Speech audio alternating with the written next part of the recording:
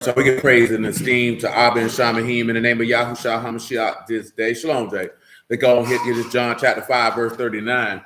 Search the scriptures, for in them you think you have eternal life, and they are they which testify of me, and you will not come to me that you might have life. I receive not honor from men, but I know you, that you have not the love of Elohim in you. I come by Abba's name, you receive me not. If another shall come in his own name, him you will receive. How can you believe? Do not think that I will accuse you, but Abba, there's one that accused you, even Moses, in whom you trust. If I had to believe Moses, you would have believed me, for he wrote of me. But if you believe not his writings, how should you believe my words? Hallelujah for Yahushua and the word. Shalom, Sister Kelly. Shalom, there. Let's come over here to Luke 22 real quick, like. Then I'm gonna read this. I got both of them, and then we're gonna hit this Esther chapter 1, Luke 22, verse 27. For whether greater, he that sit at meat or he that serve? Not he that sit at meat, but I am among you as he that serve. You are they which have continued with me in my temptations, and I appoint unto you a kingdom, as my Abba have appointed unto me. Shalom, brother Renner. That you may eat and drink at my table in my kingdom, and sit on thrones, judging the 12 tribes of Yasharal. Let's return to Esther, chapter 1, verse 3. We talked about a few things. We got a few more things to discuss.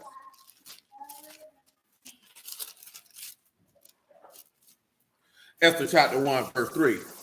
In the third year of his reign, he made a feast unto all his princes and his servants, the power of Persia and Media, the nobles and the princes of provinces before him, which we discussed that the other day. So yesterday, to be specific, and the things that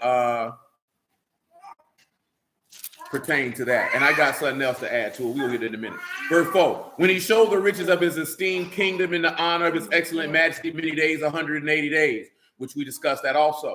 And these days were expired. The king made a feast unto all the people that were present in Shushan, the palace, both unto great and small, 7 days in the court of the garden of the king's palace, white, green, and blue, fastened with cords of fine linen and purple, the silver rings, pillars of marble, the beds, gold and silver upon pavement, red and blue and white, black marble. And he gave drink in vessels of gold, the vessels being diverse from one another, royal wine in abundance, according to the state of the king, and the drinking according to the law. None did compel, for the king had appointed to all the officers of his house that they should do according to every man's pleasure. So, because we talking about feasting and things of that nature, and of course, because we dealing with a feast day. Come over here to First Kings real quick, man. Let me see if this First Kings got what I need. You know what I'm talking about? I'll allow it. Come over here to First Kings chapter 3, man, verse 7. Shalom, brother Ellis.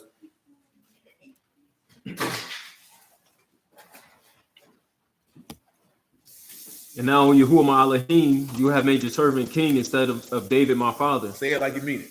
And I, a little child, I know not to go out or come in. Mm-hmm. And your servant in the midst of your people, which you have chosen, a great people that cannot be numbered nor counted for multitude. Mm-hmm. Give therefore your servant an understanding heart to judge your people, that I may discern between good and bad. Mm-hmm. Who is able to judge this? You're so great a people. Who's able to what? Judge this. You're so great a people. Remember what he said that the apostles would sit on thrones doing? Listen to him. And the speech pleased the Lord that Solomon had asked this thing.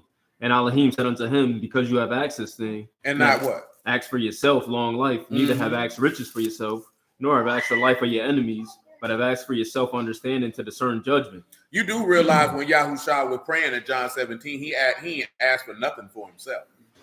You do realize that, right? Go and take a look at it for a second. John chapter 17, man. You can pick it up at verse 1. You do realize that everything that he asked was for his apostles to be one with his Father, and for things that he didn't ask for anything for himself. John 17:1, listen to it. These words spake Yahushua and lifted up his eyes to Shamahim and said, Abba, the hour has come, esteem your son, that your son also may esteem you. He said, the hour done came. And you have given him power over all flesh, that he should give eternal life to as many as you have given him. And this is life eternal, that they may know you, the only true Elohim, and Yahushua HaMashiach, whom you have sent. I have esteemed you on the earth. I have finished the work which you gave me to do. He did what? finished the work. And now, O Abba, esteem you me with your own self, with the esteem which I have with you Before the what? World was. Pause. Now go back to 1 Kings chapter 3, right? And look at verse 11. Read verse 11 one more time. Oh, did you read verse 11? Where you stopped at? Yeah, you read verse 11. Read it again. And Elohim said unto him, because you have asked this thing, and have not asked for yourself long life. Notice, and you could go read through John 17 that Yahushua asked for long life. No, he didn't. He didn't have to ask for it. He already promised it to him. So what am I asking for what you already promised? That don't make sense. Go ahead. Neither have asked riches for yourself. Remember, right? He said we talked about it last night. He made himself poor that you might be what? Rich. So he didn't need to ask him for no riches. He already had the riches of faith. So what am I asking for that for? Pause. Yes. Just is Solomon.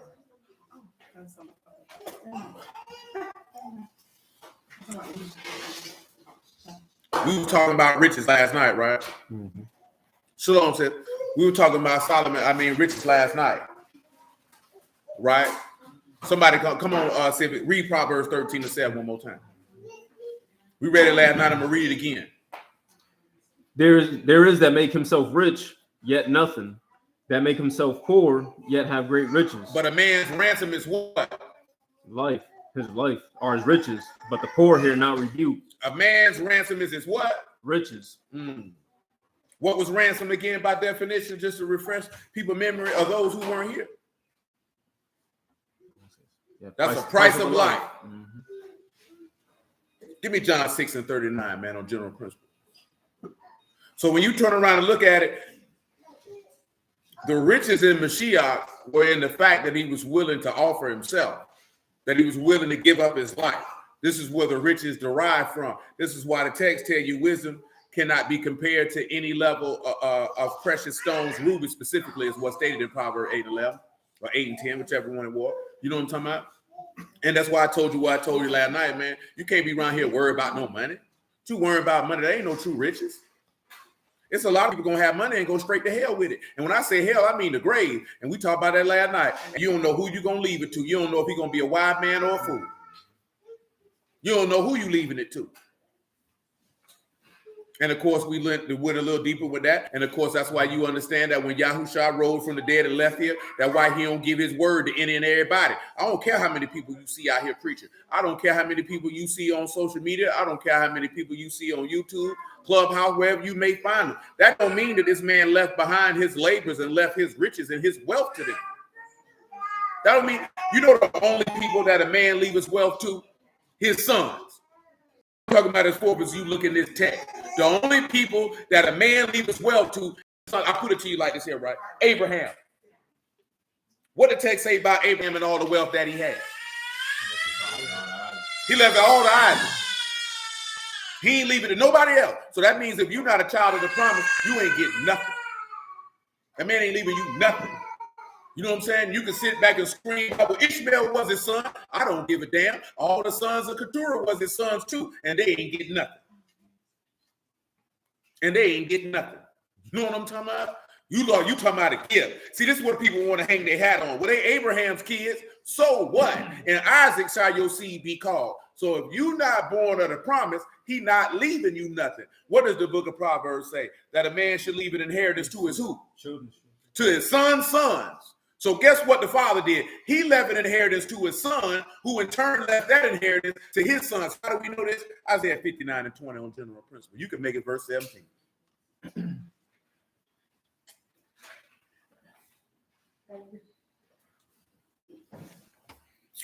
Isaiah 59 and 17. Come on with it. For he put on righteousness as a breastplate and a helmet of salvation upon his head, and he put on the garments of vengeance, clothing, and was clad with zeal as a cloak. That's right. According to deeds, accordingly he will repay fury to his adversaries, recompense to his enemies. That's right. To the islands he will repay recompense. That's right. So shall they fear the name of Yahuwah from the west, and his esteem from the rising of the sun. When the enemy shall come in like a flood, the rock of Yahuwah shall lift up a standard against him. That's a banner. And the Redeemer shall come to Zion. The Redeemer gonna come to who? To Zion. What he gonna do? And unto them that turn from transgression in so Jacob. The only way the Redeemer gonna come to you is you have to turn from rebellion. If you don't turn from rebellion, he not coming to you. You know what I'm saying? That's why I would tell you that. I don't care nothing about we black. That don't mean nothing to me, man. I've been told you a long time ago, I am not pro-black. I'm pro-Yahuwah. Hey, you know, I got love for my people. You know, that's all well and good. But if you's a transgressor and you take my father's name in vain and you continually speak evil against him, boy, I'm not fooling with you. You my enemy. I don't care who coochie you came out of. I don't care how much melanin you got. I don't give a damn who you are. You know what I'm talking about? See, this is the problem. You want to make it pro-black, you don't want to draw the line. Because, see, I'm going to tell you something. When that pressure comes down, them sinners going to draw the line, and they going to turn on you. Because if you think they're going to die for a God who they hate, you smoking crack. See, this is the reality of the situation. See, you think, this is what we think, right? We think we can make people love God by telling them their nationality. No, that ain't going to make you love this man. That love for that man got to come from the heart. That got to come from the inward man. Your flesh ain't going to make you love him. You know how we know this? Because all your forefathers in the wilderness knew they were Israelites and they hated this man. You know what I'm talking about? All your forefathers in the kingdoms of old, and when they were in the land, they all hated the man. You know what I'm talking about? You know they hated the man when he was walking the earth because they said, let his blood be on our children's children. So we know that don't matter. You know what I'm talking about? See, when I first got in the word, man, I know people be like, yeah, it means something that you're not a nigga. But once you get over that nostalgia, knowing that you just not a nigga, you know who he is, now your heart got to be transformed. Now, see, some of y'all ain't been around enough brews to have this experience. I done been around enough of them. Boy, I know a whole bunch of niggas right now, boy, sitting in the congregation, know they brew. These niggas evil as hell. Evil as hell. I'm talking about, and I seen them firsthand, boy, these niggas evil, boy. They ain't got no love for God and for each other. They ain't even got love for each other. You know what I'm talking about? I'm telling you. That junk don't hit on that. That junk ain't hitting on nothing.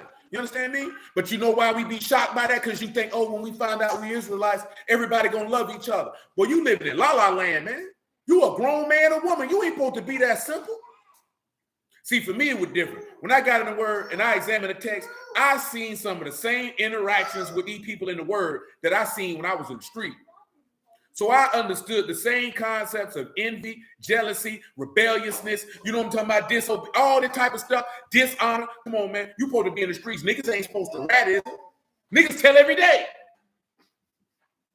When I say that, meaning that you're supposed to live by a particular code. You understand what I'm telling you? I participate in this type of activity. If I get caught, I'm going to just go do my bid. I ain't going to tell on the next man. But dudes don't live by that. So we're supposed to be living by kadoshness, righteousness, equity, justice, judgment. These people wasn't living by none of that. Man, if you got text in there talking about that a man sat there and sat with the Lord and was his enemy, why you think that's going to be different now? If you can read in the text that Korah them wanted to overthrow Moses because they were envious because they wanted his spot, why would you think it's different now? Come on, man. Aaron and Miriam talked against their own brother, man. Just because they felt like, what about me? So what do you think about human beings that's different now than then? When he tell you that there's no new thing, what? That means everything that's been done is all, they're going to keep doing the same thing. You know why? Because the hearts of men is the hearts of men. And that's just what it is. But see, we don't want to deal with the hearts of men because when you deal with the hearts of men, you know who hearts you got to deal with? Yours. And a lot of people don't want to venture into that uncharted territory of their own mind because they don't want to deal with what's in there.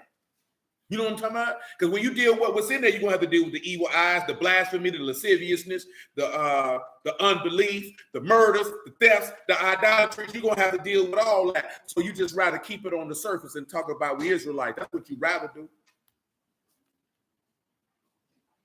do. Sisters say, nope, it's not like that at all. That's why I don't have no real sisters in this walk for real. There's too many doctrines from these camps and congregations they be in. I can't be around that because my ruach is different from theirs. I understand. And I ain't even really talking about on the doctrine tip because I know that can be different. I'm talking about people behavior. Now, see, like what she talking about, because we done talked about this before. What's the first thing the brew want to ask you? What camp you with? And you know why they doing that? They trying to size what your doctrine is to see if they gonna fool with you or not. I don't give a damn what congregation. I'm not asking you that. That don't even enter into my mind. Why, when you meet somebody, the first thing you want to ask them is who you fellowship with? What does it matter to you? Why do you even care? Why that is the first thing coming to your mind? I don't care. And get what? If your doctrine different than mine, and as long as you ain't around here talking about you can commit sin and you believe in the Lord, I'm not really finna press you about some differences that we may have. I really don't care. I ain't messing with them niggas. Them niggas wicked. They talking about the Sabbath starting the daytime. I'm not on that, bro. Who cares? That's your business, man. We believe in polygyny. That's your business. I don't. I ain't got no beef with you, but don't look for me to stamp it if that's what you're talking about, because I ain't finna stamp it. Oh, she said they too westernized for her. I know some brothers who got an issue with some congregations they feel like is too churchy, but I don't even think a lot of them brothers too churchy. Some of the dudes who they say too churchy, their doctrine is trash, straight booty. Let that be known. I'm talking about that junk definitely cut with a lot of baking soda. But some brothers, they don't like that some of these dudes like to have praise and worship and sing. I have no issue with it. I could never have an issue with a man who feels it's in his spirit to sing praises to Yahuwah. I would not dare restrain a man from doing that. You know what I'm saying? That don't even set well in my spirit to say, you know what, brother, you praising Yahuwah too. See, that sounds stupid. You know what I'm saying? Just the inclination of this, that sounds stupid. You can never praise Yahuwah too much. You know what I'm saying? That's what you're gonna be doing. See, me, I'm just a preacher. You know what I'm saying? So, because some people like to say, brother, I wasn't sent to lead praise and worship, brother. That's not what I do. You need to get somebody that's what they do. That's not what I do. You know what I'm talking about? See, I know what it is that I do and what I don't do. See, that's what a lot of niggas' problem is. You want to try to do everything. I'm not going to try to do everything. You know what I'm talking about? You remember what Paul said? He said he didn't send me to baptize. What he said he sent him to do? Preach the word. That was it. That's what I'm going to do. You know what I'm talking about? See, some people feel like I got to be everything. I ain't got to be nothing but what he told me to do. That's it. She said it's about region. It's a spiritual walk, about history book. I understand, and I ain't mad at you. I understand completely. What we at, Sid? You don't think Isaiah 59? Oh, no. We 21. We'll finish 20. You ain't finished 20. That's what we call stop. And the Redeemer shall come to Zion, and unto them that turn from transgression in Jacob, saith Yahuwah. What he say? As for me, my covenant with them. As for me, my covenant with them. Saith Yahuwah, my ruach that is upon you, and the words which I put in your mouth shall not depart out of your mouth, nor the mouth of your seed, from the mouth of your seed, from henceforth and forever. You see how he said, not of the mouth of your seed? That's a man leaving inheritance to his what? His children's children. You understand? His sons' sons. You know, I literally seen grown men talking about women had a seed the other day. Most hilarious thing I ever heard in my life. She got a seed. Talking about the woman's egg. That ain't no seed, boy. You know, a man's seed don't die until it leaves his body. A woman's egg dies every month.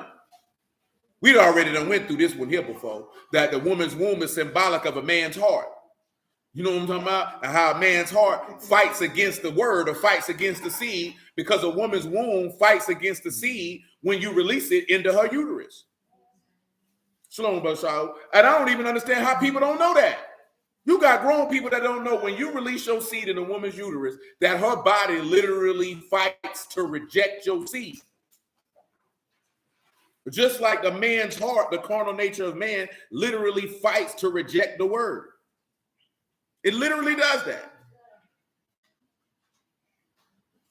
See, we don't talk about that. See, that make people uncomfortable. What you mean, my heart fight against the word? Well, if you heard that word and it pricked your heart, and you knew it was certain things in your flesh was like, no, I like beating my meat. I don't want to stop. You know what I'm saying? I like getting drunk. What's wrong with telling a lie every now and then? It's okay if I go do this and go do that, because that's what the flesh wants to do. It resists. Remember, he said, you don't get it for him. Matthew 26 and 41. And that's okay. You got to understand that. How you going to win a battle if you don't even understand the battle you're going to fight? Matthew 26 and 41. Watch and pray that you enter not into temptation. Why? The ruach indeed willing, but the flesh weak. You got to understand that. You got to understand that. Tell me what willing is in the Greek, man.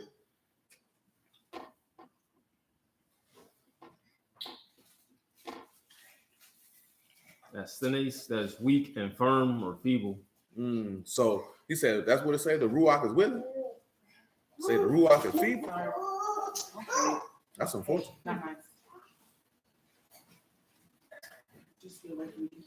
Or did you read weak? I read. Yeah, that's weak. No, I would say willingly. Definitely this as well. Right. That's prothemos, ready or willing. Remember saying ready or willing. Remember what you read in 1 Chronicles 28:9. Serve Yahuwah with a what? Ready heart and a willing mind. A mind that's going to take. See, the Ruach delights in what pleases Yahuwah. The flesh doesn't.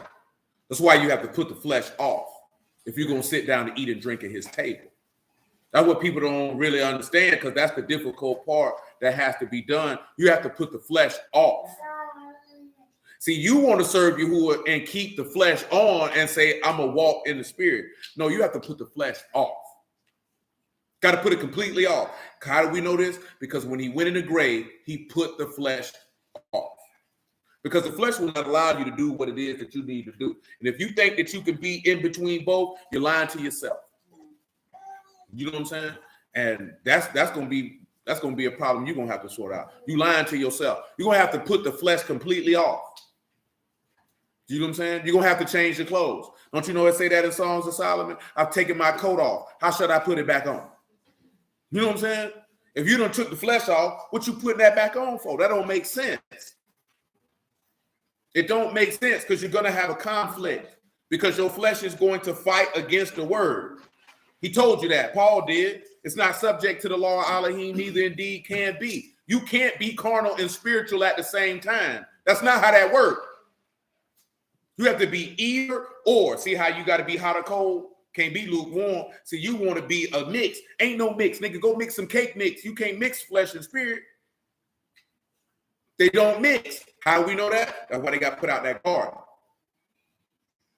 Because they tried to mix flesh and spirit. Can't do that. That's why you got to go. Can't stay here with that.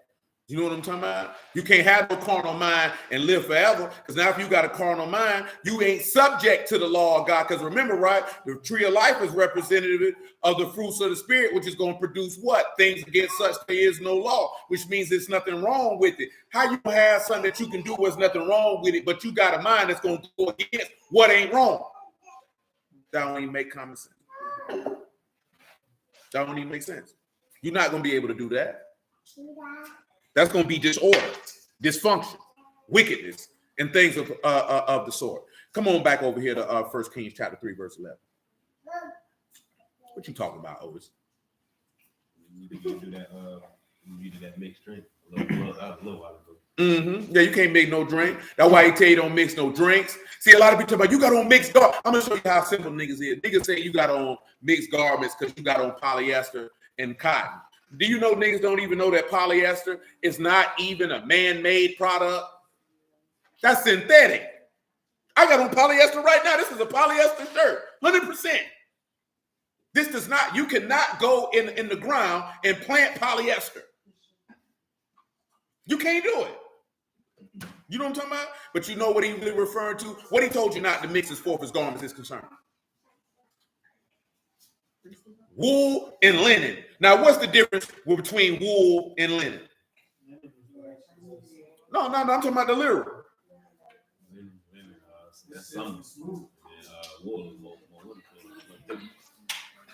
Yes, one is a plant, one is an animal. You get wool from sheep. You get linen from cotton. So you don't mix that which is of the ground, which was that which is of the flesh, not the mixed seeds. You can't be carnal and spiritual. Can't mix it. Same way we're talking about the mix. Can't mix it because it's going to cause disorder. You know what I'm talking about? And then when you think about it, as you just mentioned, who the hell, yes? I ain't trying to be funny. It might sound stupid, but a nigga with a chinchilla, a pair of jeans or something like that. That's a mismatch. Oh, yeah, I mean, stupid. Dead animal in. Yeah, you ain't supposed to mix no, what that verse says. Sure, but you ain't supposed to mix no animal products with a plant product. As far as your outfit is concerned. Let me get that verse for you, since I'm talking about it.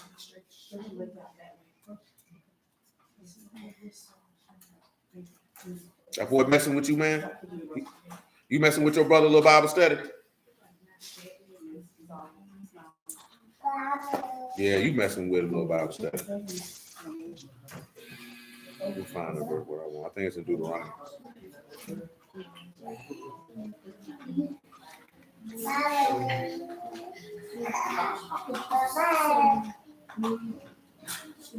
It's been so long since there we go. Deuteronomy 22 and 11. So this is dealing with a garment that's wool and linen, not necessarily that you got on a fur coat and denim jeans. So I don't know why anybody would make a wool and linen garment to begin with, because that sounds, how you gonna be light and itchy? Seriously though, you're gonna be light and itchy. You ever wear a wool suit? Now, we don't live in a climate where it's necessary for us to wear a wool suit, because I wouldn't wear a wool suit nowhere around here. You know, they said last month with the warmest February in recorded history in Jacksonville, Florida. They said the average temperature for the month of February was 80 degrees. And I said, thank the Lord for every day of it. You know what I'm saying? I appreciated every bit of it. You know what I'm talking about? I think they said we only have 4 days close to freezing the whole winter. I said, I ain't never seen niggas who from the South sad because it ain't cold. What kind of crap is that? That's why you live in the South. Why you buying winter clothes in the South? That's like a nigga in Miami buying winter clothes and getting upset because it ain't cold. You in the South.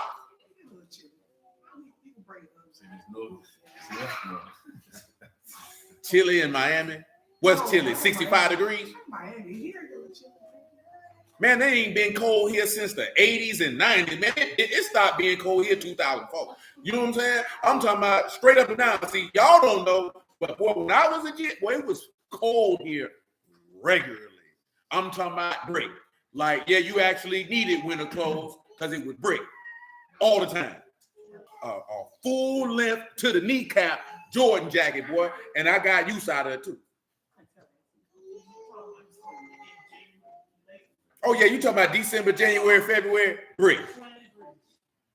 Regularly, all the time. You know what I'm talking about? Like consistently. It wasn't never no damn man. Like they be like, well, I'd be glad when it be summer again. And I ain't talking about, you know what I'm saying? Some people be like, oh, that ain't cold. It's cold for here. Yeah, I'm talking about 40, 25 regularly, freezes regularly. Man, I remember right before I went to prison, man, 04, it was starting to like, you know, it ain't really cold too often. By the time I came home from prison, cold, where is cold? And that was 2009. I've been home 14 years. It ain't been cold. You know, I'm talking about consistently. I ain't talking about a day here or a day there. I'm talking about it. Man, look here, man. When we were young, man, you knew when the fair would come because the hawk would come. The temperature would automatically seem to consistently go down as soon as October hit. Because the fair wasn't in November then, it was in October. And it would just get brick immediately. Nigga, I only bought that jacket I got in there because it got cold one day and it didn't get cold no more. I ain't have to wear that jacket this year. I ain't sad. I'm glad. See, nah, we ain't doing no 0 below. I'm not dwelling nowhere where it's 0 below. Nowhere. Absolutely not. You know what I'm talking about? Shoot, y'all niggas crazy as hell. I wish it was cold. The hell you say? You know what I'm talking about? I would much rather be like it's February and I can put on shorts and a t-shirt and be good than to be walking around here bundled up talking about, look at me, I got my winter clothes on. I jump backwards as hell. I'm grown. I ain't trying to look cute for nobody. Nigga, I work outside. You know what I'm talking about? You can tell a nigga don't work outside. Nigga, I work outside. Daryl said he in Arizona right now. I feel good. See, when nigga don't work outside, I want to be cute. When you work outside, shoot, you ain't never mad it ain't cold. You ever went to work outside and your hands numb? And you got to go back out there in it? You like, man, hell no, I ain't going out there, man. You know what I'm talking about? When it's hot outside, it's warm outside, you be like, shoot, I don't mind going to work today, boy. You know what I'm saying? I'd rather sweat than be cold, boy, and you got to work. I would much rather sweat than be like, boy, I'm shivering. Because then you know the ugly part is, if you're working outside and it's cold and you get hot, you can't take that stuff off. Because if you take it off, it's going to be detrimental for your health. But y'all ladies, you don't care. Y'all don't work outside. What? What? Thanks, Cole. You know what I'm talking about? Yeah, when you work inside, you ain't got to go out there in that cold. You don't care nothing about that job. You ever trashed out a cold house? It sucks. A hot house sucks, but at least you could go sit in the dew in the car. Nigga run to go, man, I ain't with that. I ain't with it. That's right. Derek just told the truth. That cold make you reconsider your whole life. You know what I'm talking about? It make you reconsider how much you love your wife. It make you reconsider how much you love your kids. It make you reconsider, do I even want to pay these bills? Do I want to keep this job? Do I even want to run it? These the thoughts go through your mind when that hawk hits you, boy. You outside working, boy. You like this here, boy. Do I really love this woman? Because, boy, I'm finna deal. They finna be in trouble, boy. I'm finna go. You know what I'm saying? See, y'all looking crazy because y'all don't know. You ain't been out there in it. You got in your car. You went into KFC and Whataburger. You ain't have to feel nothing. Man. No, man. Oh, man. Say, imagine being on the back of that trash truck. Woo! That job made reconsider your life. You understand me? Well, that cold make you reconsider your life. But before you even get it, why you be like, boy, I don't even know if I want an old lady, boy, because, boy, I don't even want to be out here. I don't miss it. Man, when that junk be cold like that, man, you laying in the bed like, man, bump this junk. When it be hot outside, you be like, shoot. I'm ready to go. Yeah, let's roll. You know what I'm saying? To get the junk over with, boy, before it get too hot. You know what I'm saying? And it's over with. And you ain't never heard a nigga say, let's get out of here before it get too cold. It was too cold before I started. Let me leave y'all alone. Shalom, Jedediah, man. That's why I love Florida, boy. And I'm glad we started getting Miami weather in the winter. I say it's a beautiful thing. The Lord is good. The Lord is good. I appreciate every bit of it. And I train too. Definitely don't want to train in the cold. That joint sucks. Come on, man. 1 Kings 3:11. You want me to read the Deuteronomy 22? Oh, yeah. Deuteronomy 22:11. I'm sorry. Thank you. You shall not wear a garment of diverse sorts of woolen and linen together. Come here and do this for me, right? I want you to give me garment, diverse, and sorts. Diverse sorts. More than likely is the same word. Yeah, garment is a garment of diverse sorts. That's All one and what it say? It says mixed stuff, fabric of mixed weave, linsey, woolsey. So then what it say? Fabric of mixed weave. So that means you're not supposed to take linen and weave them together. So you can't take flesh and spirit. It's been a long time since we talked about it. That fact. You can't take flesh and spirit and weave them together. Because he just mentioned it because we didn't talk about it before, right? That fine linen, that's the righteousness of the saints. Well, how are you going to take the wool of a sheep and mix it with that? Can't do it. And like I said, that don't even make sense. I don't know why you would want a wool and linen outfit anyway. Hell, I ain't wore a linen outfit in that over 20 years. Don't plan on wearing none either.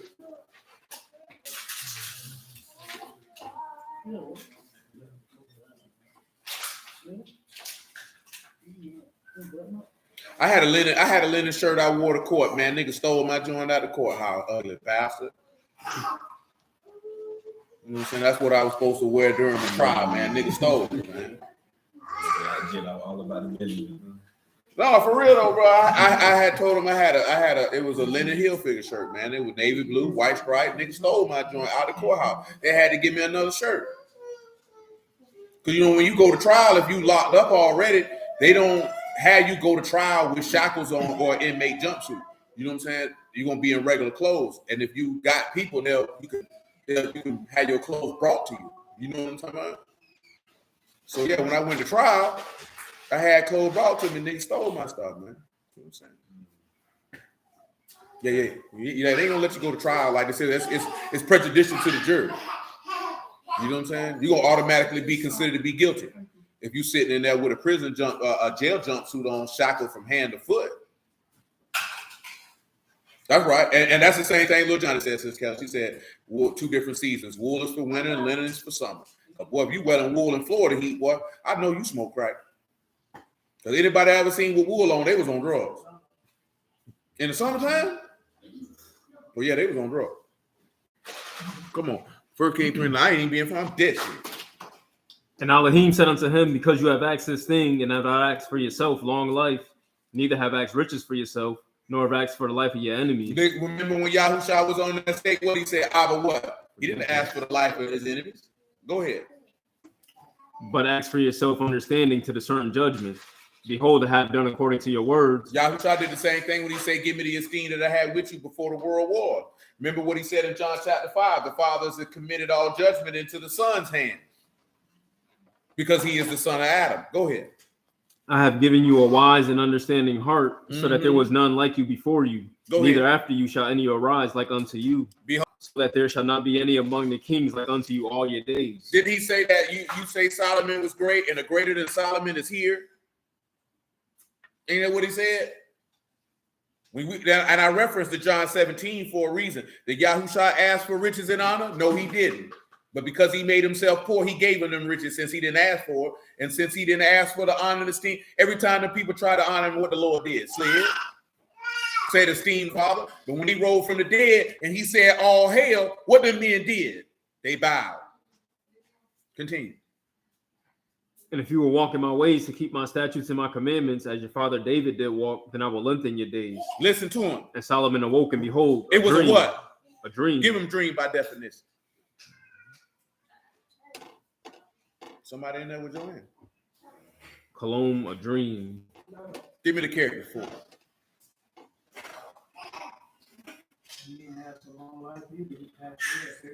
Mm-hmm.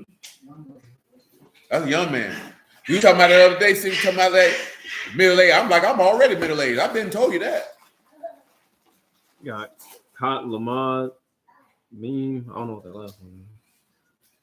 Because I had the book say, man, life expectancy is 70 years old. You hit 35, you're already middle aged. 80 if you're strong. You know what? I met a man today, man. That man said he was 84 years old. He was in there to buy a lot of left. He said, my daddy lived to be 110. You know what I'm saying? And when you'd have seen an 84-year-old man, he still had all his natural strength. And he jumped in that Toyota Tacoma and peeled out. You know what I'm saying? I told him what I say. Well, praise God, bro. Because he already, according to the text, he already on borrowed time. He 4 years past the max. Of course, that don't mean that you're gonna die at 80. But for the most part, when you look at most people, you see the average age of death. Most people don't get past 80. Who ain't no lie? He took it down from almost 1,000 years to 120 to 80 because you eat. Because during the time of Noah, boy, it was 120. He cut that down. He said, no, I'm going to let you ride out for 80. Because you're hard-headed, you're stubborn, and your heart is evil continuing. Yeah. Thousands of years. You think he's finna let you keep on around here? You being wicked for 300 years? 200 years old, you standing around here sinning. And of course, if they live that long, that means they ain't lose no natural strength.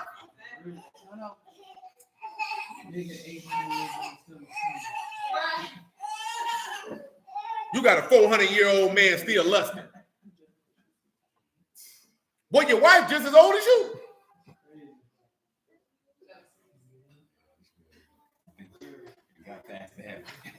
You would think after 315 years, you would have got over that. Shoot, look at that Buddha over there. You gonna get over that? Evil bastard. I think I can get her, boy. She's still spry. They ain't sagging or nothing. Lord have mercy. Kot Lamad look like Uben Samak. You say Kot Lamad. Let me look at it because he ain't confident, y'all. It's all right, man. I know the Kot Lamad. The other ones. Hey, baby Joanne. Your hair done dried. So you got Cologne, you got Kot, Lamad, U, and Meme. So give me what you got. Kot, Lamad, U, and Meme. Boy, said he would have been rebaptized 200 times. Boy, if he had to rebaptize him 200 times, boy, Lord, Ben killed you. Baby Joanne, you don't know how to do that kind of work.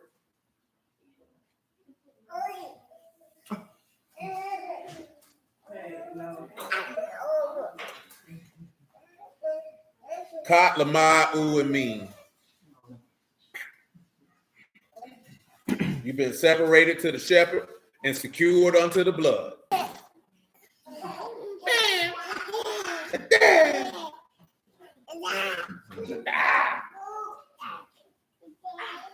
Shepherd to separate you and carry you to the ruler. Mm-hmm.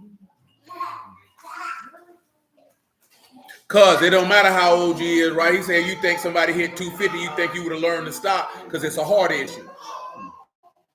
If your heart black, it don't matter how old you is. You can be 20 years old, you can be 400 years old. You're gonna be the same wicked bastard you always been.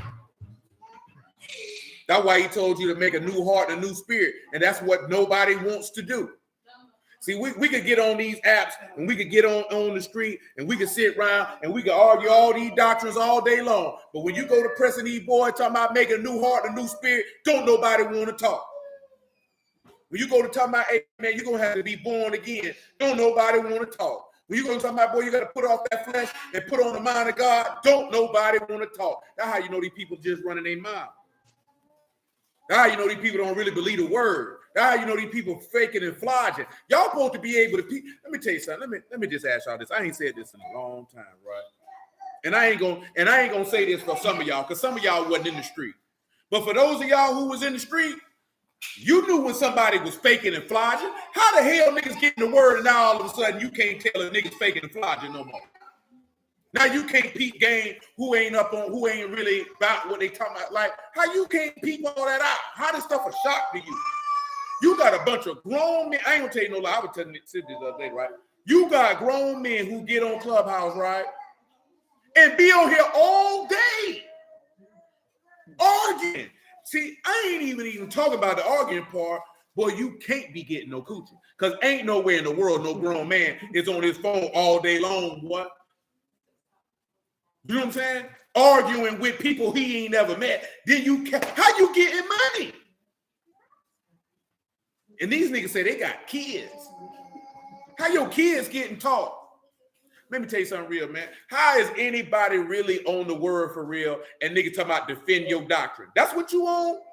You think the Father in heaven is pleased with this? You smoking rocks. I'm not finna be on no phone with no bunch of niggas arguing all day. You know what I'm talking about? Men? And they ain't even arguing about nothing. But I just seen the room before I set this one up. These boys still arguing about the Trinity, man. These niggas been arguing about the Trinity for 6 months straight. And I don't even think I've been on the damn app 6 months. They've been arguing every day. Somebody going back and forth about this here. Who cares? If these people want to believe if it's three gods, then let them. I'm not going to argue with you about that, man. How did that even benefit or profit me? You know how many rooms I see? Bring your doctrine, defend your doctrine. Oh, come on, man. This is basically y'all niggas sassy. This is organized feminine argument at this point, because I can't see men, actual men, continually and consistently arguing with other men about what it is that they stand on. Well, I said what I said, I stand on what I stand on, and that's it, my nigga. And I ain't got nothing else to say. Take it how you want.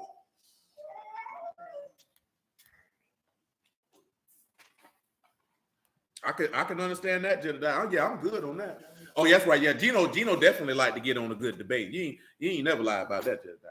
Boy, Gino I ain't gonna say that. It's debates he done turned down, but he don't mind one. I can't do it. I ain't got the patience. Because I'm been told a nigga he ugly, and I'm gonna start ringing him. You know what I'm talking about?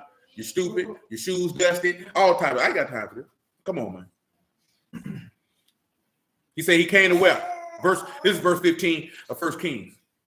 And Solomon awoke, and behold, a dream, and he came to Jerusalem and stood before the Ark of the Covenant. And offered what? Burnt offerings and offered peace offerings. And then he did what? Made a feast to all his servants. Now, I want you to keep that in mind, right? After he awoke from his dream, the same way Mashiach awoke from the dead, he sat down and made a feast with his servants. You can read it in Luke 24, can't you? Go on and get it for him, Luke 24 and 36. See, the point I'm talking about is sitting down eating with God. See, a lot of people don't want to sit down and eat with God. See, you think you're going to be sitting at a table. That's what people say. Paul didn't with debate. They were battling doctrine. Them men were contending for the faith. You had people around here saying that they were blasphemers for saying Yahushua was the son of God. That's what them boys were out there doing. That was for the benefit of the souls of the people. That's not what you niggas doing. You niggas arguing about how many wives a nigga can have. You niggas finding all types of doctrines that don't nobody care about to argue about. Yeah, I said it. And if a nigga got a problem with it, I don't care. What you gonna do? Nothing, but keep arguing with niggas like you been doing. Oh, I can believe it. Because I can't do it. You know what I'm saying? Now, I know some brothers, they don't mind. They like a little smoke. You know what I'm saying? Every now and then, them boys still creeping every now and then. They like to get in the arena. That's just what they like to do. Is that the number one thing they like to do? You know what I'm saying? I get it. I can't do it, bro. I ain't like you. Nah, the boys ain't arguing about pork chop sandwiches. They probably do, bro. I ain't gonna lie to you. Come on. 24 and 36. Yeah. Luke 24 and 36, man. Let it roll. And as they thus spake, Yahushua himself stood in the midst of them and said unto them, Peace be unto you. But they were terrified and affrighted, and supposed that they had seen a spirit. And he said unto them, Why are you troubled, and why do thoughts arise in your hearts? Behold my hands and my feet, that it is I myself. Handle me and see, for Ruach have not flesh and bones, as you see me have. And when he had thus spoken, he showed them hands and feet. And while they yet believed, not for joy and wondered, he said unto them, Have you here any meat? Have you here any what? Meat. Have you here any what? Meat. Let's sit down and dine. And they gave him a piece of a broiled fish and of a honeycomb. And he took and did eat before them. And he said unto them, These the words which I spake unto you, while I was yet with you, that all things must be fulfilled. Now, when he sat down and dined with him, he also went ahead and gave him some word. Listen to him. Which were written in the law of Moses, and the prophets, and the Psalms concerning me. Go ahead. Then opened he their understanding, that they might understand the scriptures. And said unto them, Thus it is written, thus it behooved Mashiach to suffer, and rise from the dead the third day. That's good. And, all right. Back up on a little bit. We can give me a verse 25 of that same chapter. Then he said unto them, O fools, and slow of heart to believe all that the prophets have spoken. Ought not Mashiach to have suffered these things and enter into his esteem? That's right. Beginning at Moses and all the prophets, he expounded unto them in all the scriptures the things concerning himself. And they drew near unto the village where they went, and he made as though he would have gone farther. But they constrained him, saying, Abide with us, for it is toward evening, and the day is far spent. And what they finna sit down and do? Come on. And he went in to tarry with them. And it came to pass as he sat at meat with them. He sat at where? At meat. Oh, he dined again. This is the first time he dined, but you heard the other was the second time they dined. He took bread and baruch and brake and gave to them. Now listen to him, what's gonna happen. And their eyes were open. Their eyes were what? Open. Their eyes were what? Open. What that sound like to you? Eve. That sound like Adam and Eve. Read it again. And it came to pass as he sat at meat with them, he took bread, baruch, and brake, and gave to them. And their what? Eyes were open, and they knew him. And they what? Knew him. They have experienced him at this point. And he vanished out of their sight. Paul, see now they see the difference, how you see when you go back, when you look in the beginning. See, when they ate, their eyes were open, but they didn't know him. They knew good and evil. They knew good and evil, but they didn't know him. See, they didn't get, when you take from the tree of life, you get to know God. When you eat from the law, you get to know God. You get to know good and evil. You know what I'm talking about? See, a lot of people overlook that aspect that when they ate that bread, their eyes were open. You know what I'm talking about? Their eyes were open the whole time. Remember, he came to give sight to who? The blind. That's what he said in John 9, right? Now you can see eternal life, because now you can see God. Remember what he said, blessed are the who? The peacemakers, because they're going to see Elohim. Sister Kelly say, boy, it's a nigga sit back and argue with stop sign. Boy, one thing I know, man, I used to see this in jail. Sometimes in prison, not as much in prison, but more in the Duval kind of jail. Niggas arguing about the Bible. Bunch of niggas in jail arguing about the Bible. Funniest thing you ever want to see. A room full of criminals. I done met dudes that's like, I feel like God sent me to jail to preach the word. No, he didn't. Stop lying on that man. Stop lying on that man. He don't need you to commit a crime for you to go to jail to preach the gospel. Nah, I can see if you got arrested for the word, I can give you that. Sir, you're in here for selling crack. You understand? You in here for robbery. You in here for thieving. But you put yourself in here. This is how you trying to make yourself feel better. I've never seen that about that. I know that's right. Sister Maya says she fighting with her flesh every day. She don't have the time to argue Bible doctrine. You know, Baruch Yahuwah and Yahusha for that. And that's the part that I'm really trying to stress, right? You got niggas dealing with real life stuff. See, this is how you know that the people that you, and it's no disrespect to nobody, but if you got time to argue word all day, you not focusing on the inward man and the things that you need to defeat in order to be able to make sure your soul's saved. Because your focus is in the wrong place. And how do I know this? Because when you ask brothers who do this, they'll tell you, oh, no, I ain't perfect. Yeah, I still sin. I still do this. Well, you ain't got time to be doing what you doing, son. Because if you die today, you're done. And you mean to tell me the time that you could have been spent on perfecting your soul, you spent it doing this? Oh, son, that don't make sense. That don't make sense. That don't make sense at all. Come on, Sid. Where you at? 32. Read it again. All right, and their eyes were opened, and they knew him, and he vanished out of their sight. Mm-hmm. And they said one to another, did not our heart burn within us while he talked with us by the way, while he opened us the scriptures? Y'all think they were just sitting there eating bread? That's how you know that was word they got in the garden, because they said they were eating bread, didn't it? Didn't they say our heart burned within us while he opened up the script? They didn't say nothing about no book beforehand, did it? It said they sat down at meat. Well, you know, meat in Hebrew just gonna be food. It probably means food in its Greek also. So you really think that was fruit they were eating in the garden? Oh no, they sat down and got some information. That's why their eyes were open. You know what I'm talking about? Whoa, I didn't learn something. They experienced something different. But in that experience, they knew that they were sinners at this point. How they knew they were sinners? Because now they knew the lust of their flesh. Now they knew what desire was. They didn't know what desire was before that. They were blind to it. See, that's why they tried to hide themselves. But with the apostles, it was different. Because now their eyes open to eternal life and they could see it.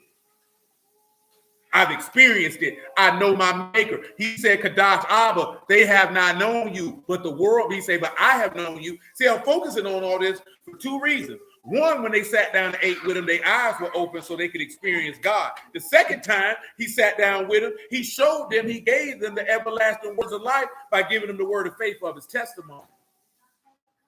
Just you how he showed them the esteemed riches of his kingdom when he sat down to eat with them, where Xerxes did.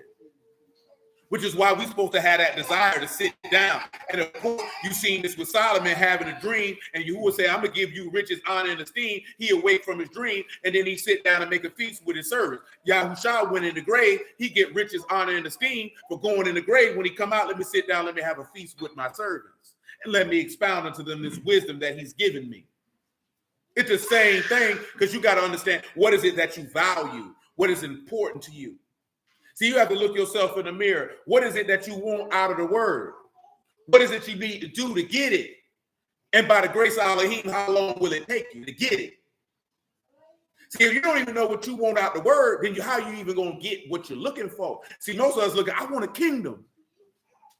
You know, most of us, I want captivity. I want us to be a nation there. All this is stuff that people won't sit back and they won't. You don't have very many people say, I want to live forever. You know what I'm saying? I want to take on the nature of God. The book say get in Philippians 2 and what? 2 and 6, 2 and 5. Philippians 2 and 5. And that's no disrespect. That's just one. I'm just talking about in general. If you go to most brews and you ask them what it is that you want out the word, very few are going to tell you, I want to live forever. Philippians 2 and 5. Let this mind be in you, which was also in Yahushua HaMashiach. That thought. Who being in the form of Elohim thought it not robbery to be equal with Elohim. That's right. But made himself of no reputation. Made himself of no what? Reputation. What else? Took upon him the form of a servant. Took upon him the form of a what? Of a servant. What else? And was made in the likeness of men. Mm-hmm. And being found in fashion as a man, he humbled himself. He did what? Humbled himself. Under what? Became obedient unto death. Obedient under what? Unto death. Obedient under what? To death. That's what you're going to have to be willing to do. Even the death of the cross. Mm-hmm. Wherefore Elohim also have highly exalted him. Because he was obedient under death, he has been lifted up at a high degree. And given him a name which is above every name. Remember, if you overcome, Yahushua said he going to give you one name which no man know but the person who he gave it to. So he'll give you a high exaltation in the same fashion. Peter said, man, humble yourself under the mighty hand of God and he'll exalt you in due time. Go ahead. That at the name of Yahushua, every knee should bow. And every tongue? and in earth and under the earth, and every tongue should confess that Yahushua Mashiach Lord. That's to right. the esteem of Elohim the Abba. I only feel like that because we read this last night. Because he said in the seed, Yasharal will be justified in you. You ain't gonna be. You gonna have to go through the Son to be righteous. I don't care what none of these niggas out here talking about. I don't care what they telling you. I'm telling you right now, they lying to you. If you think you're gonna be righteous because you a Hebrew, they lied to you. If you think that you're gonna be righteous because you don't eat pork chops and you keep the Sabbath, I don't celebrate Christmas. I keep Passover. Boy, if you don't know your God, boy, if you ain't got faith in your God, you're not gonna be justified. The book tell you the knowledge of my righteous servant will justify many. You gonna go to hell because you don't believe in God. Boy, all that stuff you talking about means nothing. Guess what? Solomon knew all that what I'm talking about, but he had trust in you when he was a young man. He said, "You don't put me in this position." Don't you understand when he was asking for wisdom to do judgment? That's because he had an unwavering, unbreakable faith in Yahuwah. That's only a faithful man would ask that type of request. Because his request had nothing to do with himself. His request was to be of value to the people so that he could please the man who is his maker. You know what I'm talking about? But see, that's where we get it. Well, Solomon did that with them women. Well, Solomon still was a man. But don't you put your mouth on Solomon, you wicked bastard. Because you know, a lot of people be like, Solomon going to hell. The book said he wouldn't take his mercy from Solomon like he took it from Saul. You non-reading bastard Jew. You know what I'm talking about? That man told David, when I put your son on the throne, I will not take my mercy from that man like I did from Saul. That's what he promised him. See, that's what people don't want to look at and understand. He said, I'll be merciful to who I want to be merciful to. He had already told David, if he goes sideways, I ain't going to cut him off. And he showed you that when he straightened and when he went sideways. That's why you got to be careful. See, one thing about Solomon, what did it tell you, right? It show you, right? When you be too invested in pleasing a woman, that's how you get off from serving God. Because that means you're going to do everything in your power to give her what she wants, even at the expense of your soul. You're supposed to live your life to please God. That's your number one objective. If you got it in your mind, you got to live your life to please a woman, you'll never please Yahuwah. Because that woman will ask you to go against Yahuwah to please her. If it benefits her, absolutely she'll do it. And won't have no regard. As a matter of fact, she'll ask you to do it just to see if you'll put her before your God. Yeah, there's women out here like that. I ain't saying all women. I'm saying there's women out here like that. That's what it said. What it said in Corinthians. What it say? Better to be single. Oh, no. Well, he was saying that, and that was you can say focus on all. No, that's different, right? Because when he say it's better for you to be single, you can focus on Yahuwah. When you're married, you got to please your wife because you have to do the things that a husband is supposed to do.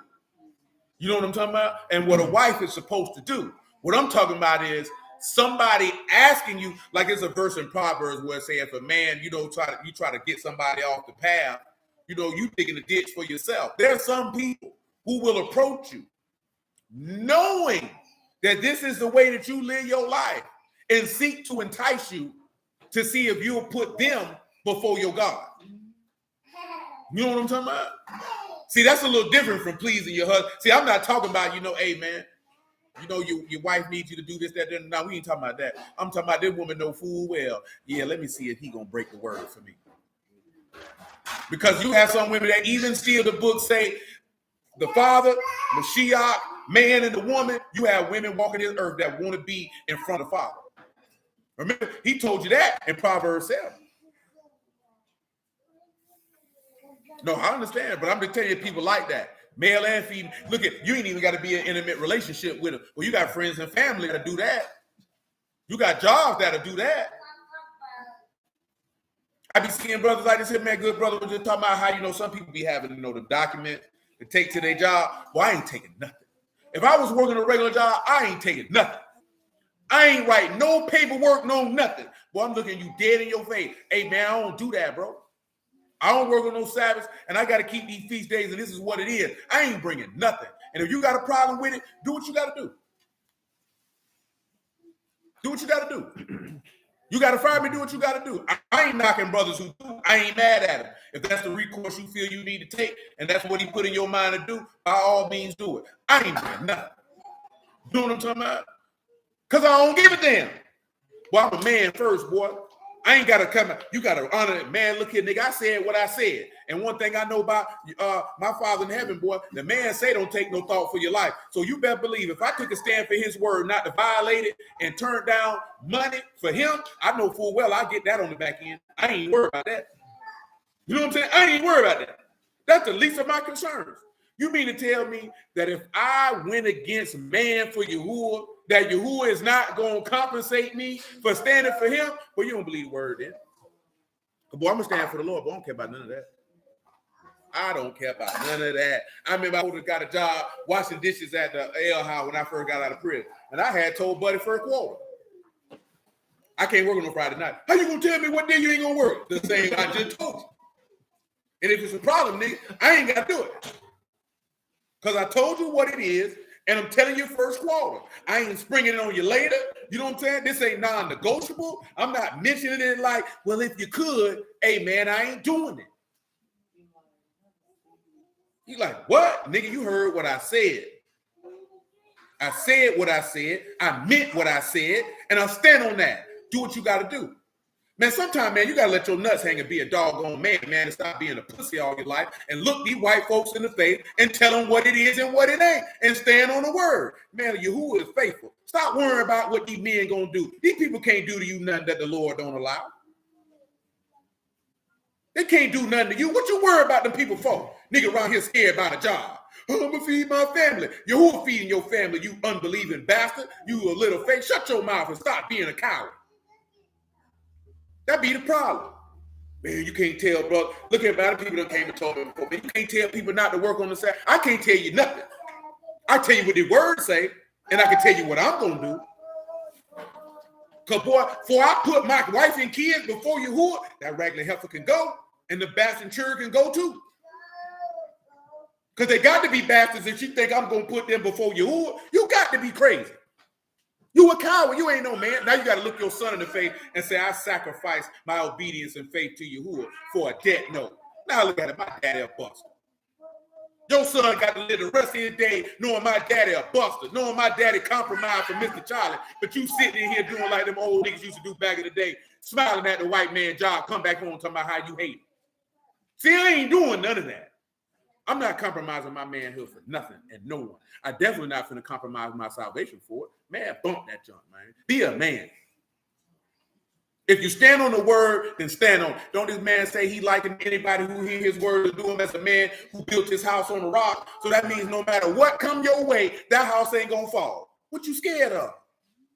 You scared of Mr. Charlie. You scared of Pinkfoot. That's unfortunate. Ain't that unfortunate? That's unfortunate. I don't see him. I ain't see him before I was in the word. I damn sure don't see him now.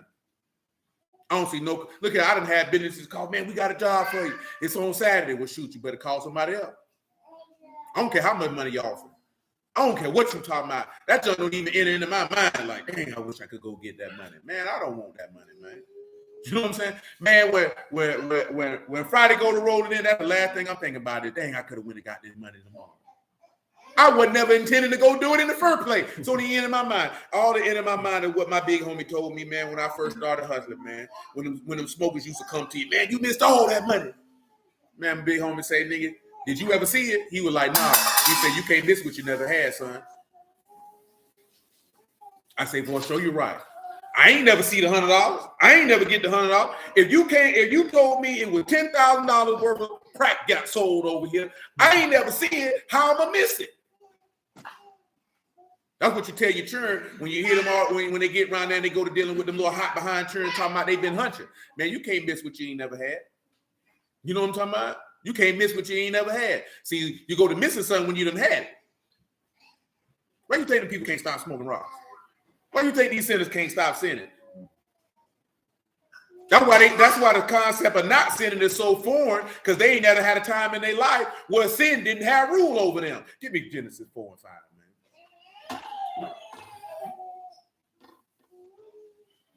Listen to what the Lord said. But unto Cain and to his offering he had not respect, and Cain was very wroth, and his countenance fell. Mm-hmm. And Yahuwah said unto Cain, why are you wroth? Why are you angry? And why is your countenance fallen? Why you looking stupid? If you do well, shall you not be accepted? And if you do not well, sin lie at the door. Sin lie at the where? At the door. What else? And unto you his desire. That's what shall your rule desire over going, him. and it's going to what? Rule over him. So your desire to sin, that's what's going to have dominion over you. That's what the Lord said. He said, if you do well, he'll accept you. He said, but if not, sin lie at the door, and that's going to have dominion over you. You got some people, they don't know what it's like to not have their flesh have dominion over them. Didn't Paul write in Romans 6 that sin don't have no more dominion over you? Get it for them, man, so they can hear it, man. Give me about Romans 6 and 9. Eventually, we'll talk some more about sitting down and feasting. You like feast, don't you? You like it. Yeah, I do. I like to try all types of places. I like Mexican. I like Italian. I like nigger food. I like comfort food. I like southern food. I like fast food. Sometimes it's right behind you. I got water. It's water. That ain't no water. That's a nugget box. My kids ate it. I need it. But what? But how you got it? But the kids ain't never hold it. I ain't see no churn with no nuggets. They just ate them. I really didn't get it, honestly. Boy, just like a mama. Blame the churn when use the bandit when the crumb. This the same nigga be around here sneaking M&Ms. Oh, I don't miss You definitely pull out the bag. No crumpling, no rumpling.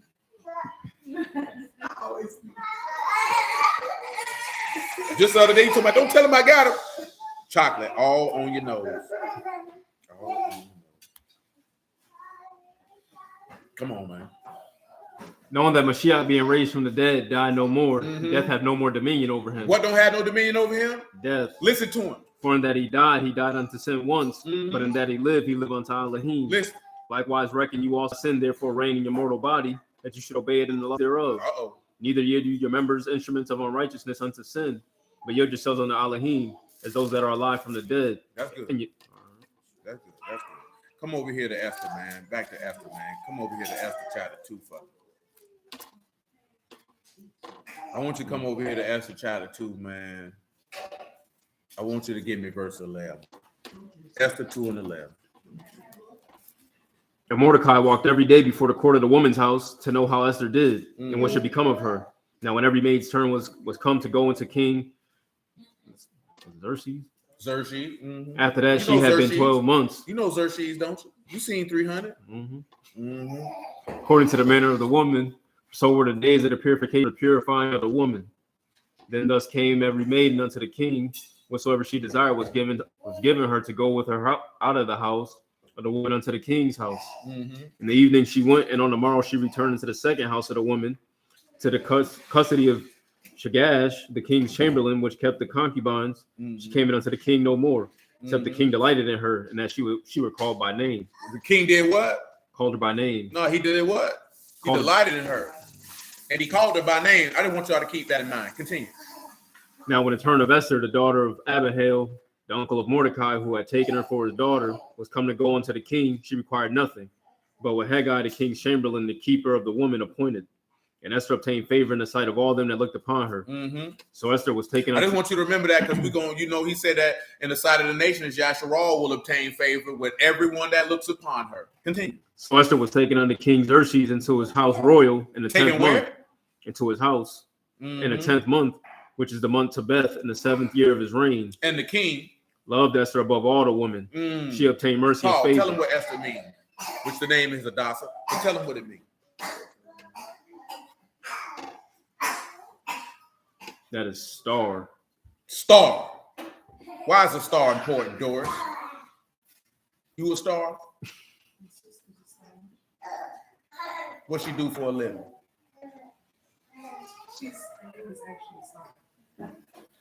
But she's not a star. Her name is Star. But she's not a star. She doesn't shine brightly. So you trying to wave me off in my house? Somebody get me a brick. Go outside. I got one right around the corner. She is a star, though. A year age Dwayne. No, I'm not. No, that's not actually proper sentence structure in the form of what we're talking about here. Who instructed you people? You can't be a. No. If we had a room for Dwayne, you would be able to. No, I would not.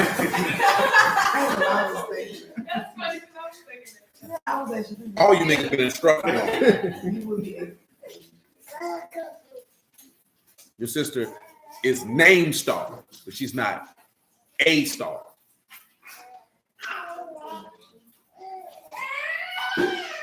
The question is, how many punches will it take for your face to swell? Because Civic need recompense for the assault that you've been putting upon his body over the last 3 to 6 months. But them looks you get prone to violence in public. I don't know. That nigga be coming, man. That some days he be shaking like, man. I mean, what's wrong with you? I want to talk about it. What you shaking for? So you trying to say he abusing you? Or you shaking because you on drugs, man? A star is Kokab. A star is the progeny of Mashiach. Keep that in mind. Continue. The king loved Esther above all women, and she obtained grace and mercy and favor in his sight more than all the virgins. More than all the who? The virgins. Pause. So, of course, you know, everybody likes to talk about the Matthew 25. Why people try to use that for multiple wives is beyond me. You know what I'm talking about? But that's neither here nor there. When you look at the parable of the virgins, and you had the virgins who had oils in their lamps. Now, remember, he said that he will present you to Mashiach and chase what? So that means every nationality of people, they have to be born again and be chaste and discreet, just like Yasharal. So when it looks at all the nations, he loves Esther, or he loves the stars, or what we read in Isaiah 59 and 20, he loved them above everybody else. So, you know, people didn't be wanting to hear all that, right? And of course, that's the aspect, you know, when some people look at, you know, see, that's, and I done talked to y'all about this before. If we still live in a polygynous society, like completely, regularly, that bothers a lot of women when they would sit back and be like, so you love this woman more than you love me? Yes, I do. You can see that in certain aspects. We didn't talk about this before. Clearly, you read the text that Jacob loved Joseph more than all his other children. See, these are uncomfortable truths that are a reality in life that people just don't like to say out loud because it makes people feel lesser because of certain things that they carry within themselves. You know what I'm talking about? I know some of you got children that you like more than your other children. You just ain't gonna say it out loud. You know what I'm talking about? I guarantee probably your children feel that way. If for like this, I know she likes her more than me. That nigga said that quick. I asked my mom. She said, I damn sure didn't like you. I definitely liked your sister more than you. What she told? She said she liked us the same. I said, you don't show it. Oh, so she was lying. Well, yeah. Well, which one? She'll probably never tell me. Which one you feel like she showed a favor to the most? It's just me and my brother. Oh, she showed favor to your brother because she can't keep no man. I mean, I guess so. I got to do that. You know what I'm talking about? Not no man who she actually liked. Yeah, so she can't keep no man. You've been married 3 times. You can't keep no man. You just grabbing niggas and see what it works. Man, you get married 3 times. You just grabbing something. You just trying to see what works at that point.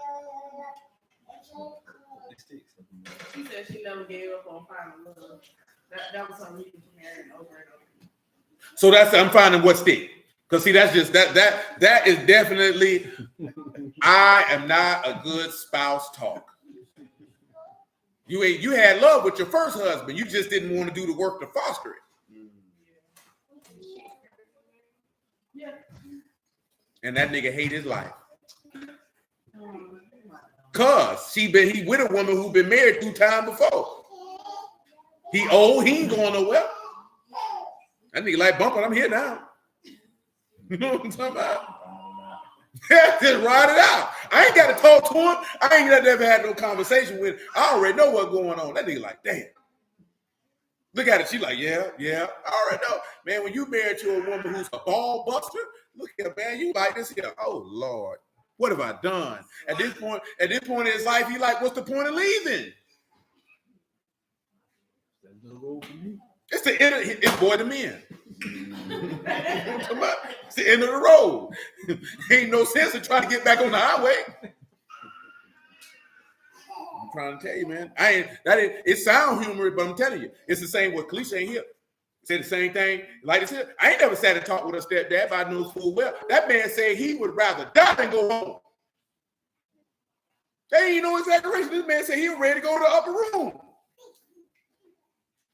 This man got COVID. He said, man, I'd rather go to the upper room. Yeah, I already know, man. Man, look at man. You dealing with people who've been married. Let me tell you something, man. The more people that you've been with, the less your ability to pair bond and be with another person. That's male or female. It's just more pronounced in females. So when you look at a woman, she done had one husband, two husbands. That third husband is certainly not her first choice. You know what I'm saying? This is just what she gonna roll with because it's there. And he's willing to go along with it. But she gonna favor her son because just in case this nigga leaves me, I'll always have my son. Yeah, man. Come on, man. Y'all too grown to not peep the game and know what's going on out here. Y'all niggas see all this study, look at all this stuff, and then y'all gonna be paying attention to what really be going on. You know what I'm saying? You got women out here, man, they just ain't got no love in their heart, man. It ain't in them. It don't mean that they just, necessarily got no love for herself. How she gonna get love to children and a man if she ain't got no love for herself? Anybody who get married that many times, well, you deficient in areas towards yourself, and you trying to seek that from another person, and that person's never gonna be able to give you that. Because what you looking for, they don't have. So you come up with the most asinine reasons of why you can't deal with this person no more. Shoot, you had medical school money? Because I certainly didn't. You know what I'm talking about? I ain't had 8 years to be broke and be $100,000 in debt. No, that's the problem. Because I was going to take them loans and buy some crack. Shoot, I did it already. So did. I got me a grant check and I bought some dope with it. And if I wouldn't have went to jail, I'd have took my student loan check and bought some coke with it and cooked that into some dope and sold that. So did. So would have. No exaggeration. That's what I'd have did at 21 years old without question. No hesitation, no nothing. And went to class too. I was going to class selling dope every day. So did. But then business got too big, I stopped going. But I'm just being honest with you.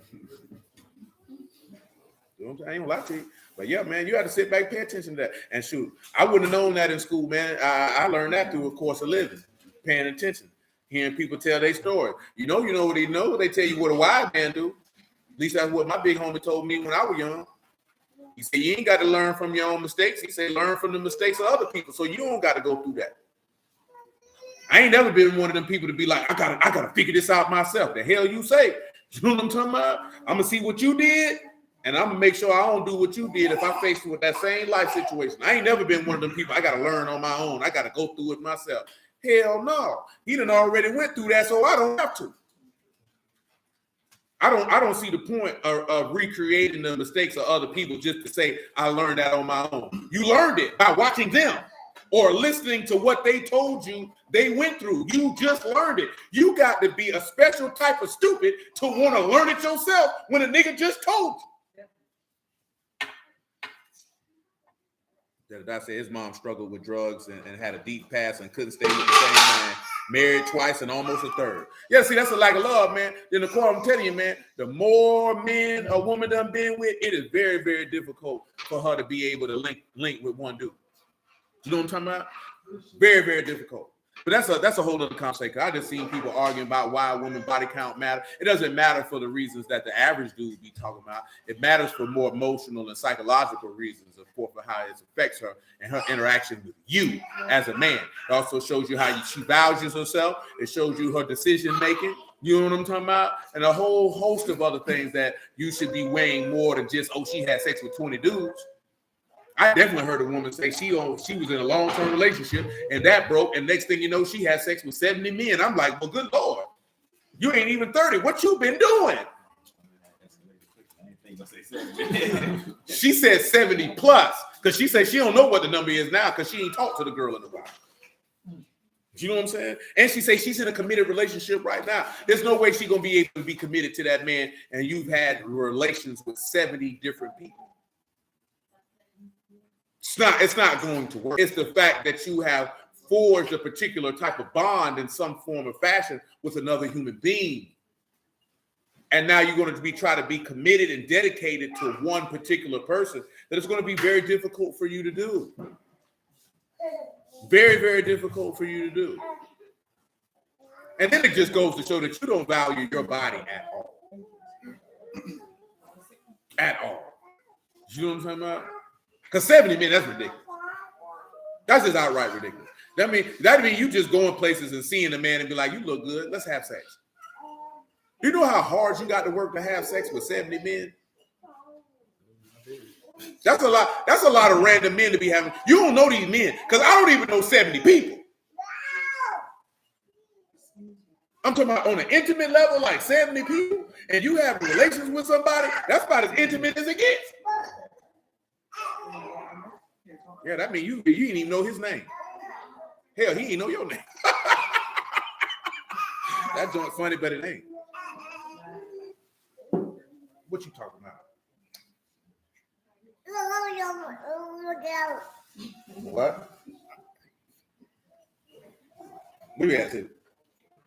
Esther 2. Keep on going. Verse 17. 217.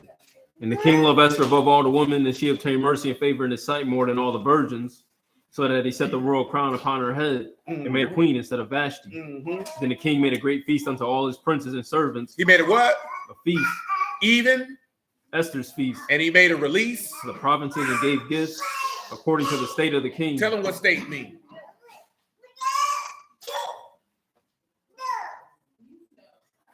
Rude little baby. That's Yod, that's hand. That's the strength or the might of the king. That's what that means.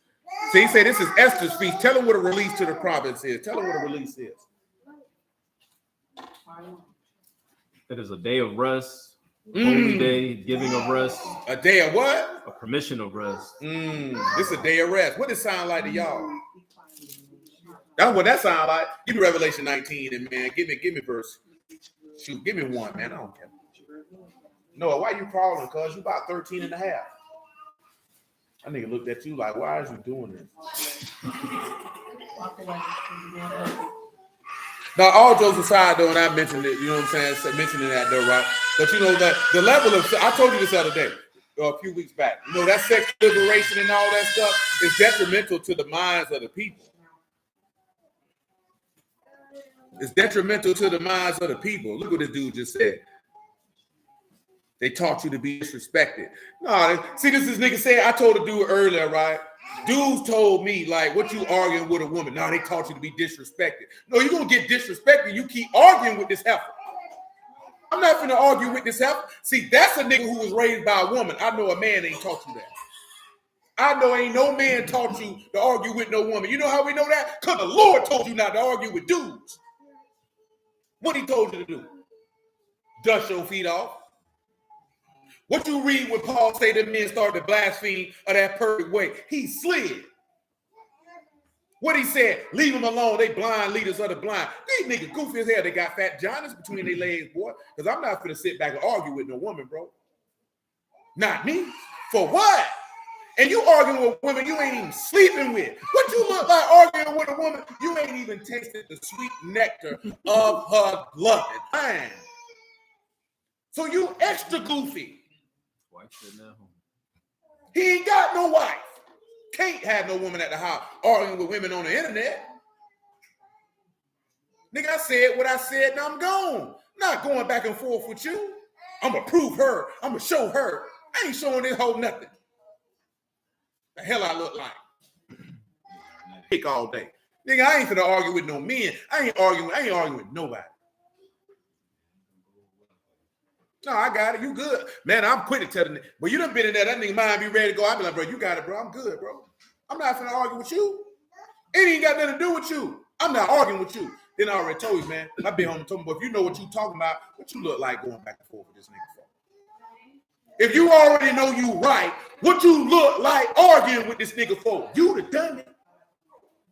You the done it. That means you definitely operating in feminine energy because you have a need to be right. That's not how men behave. If I know I'm right, I'm not arguing with you.